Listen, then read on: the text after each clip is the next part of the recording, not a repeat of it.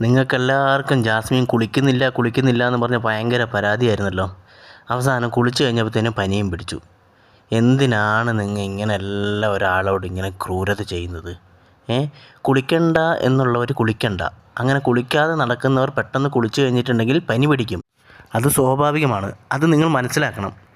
വെറുതെ ഒരാളുടെ പുറകെ നടന്ന് കുളിക്കുന്നില്ല കുളിക്കുന്നില്ല എന്ന് പറഞ്ഞിട്ട് അവസാനം കുളിപ്പിച്ചു. എന്നിട്ടോ ഒന്നാമത് ആ ബിഗ് ബോസ് ഹൗസിൻ്റെ ഉള്ളിൽ എല്ലാവർക്കും പ്രശ്നങ്ങളാണ്. അതിൻ്റെ കൂട്ടത്തിൽ ജാസ്മിനും കൂടി നിങ്ങളിങ്ങനെ പ്രാഗി കുളിപ്പിച്ച് പനി പിടിപ്പിച്ചു. ഇന്നലെ തന്നെ ജാസ്മിനും ഗബ്രിയും ഒന്ന് അകലാൻ വേണ്ടി ശ്രമിച്ചിരുന്നു. ആ അകലാൻ വേണ്ടി ശ്രമിച്ചപ്പോൾ തന്നെ എനിക്ക് തോന്നി അടുത്ത ദിവസം എന്തെങ്കിലും ജാസ്മിന് അസുഖം ഉണ്ടാവും എന്നുള്ളത്.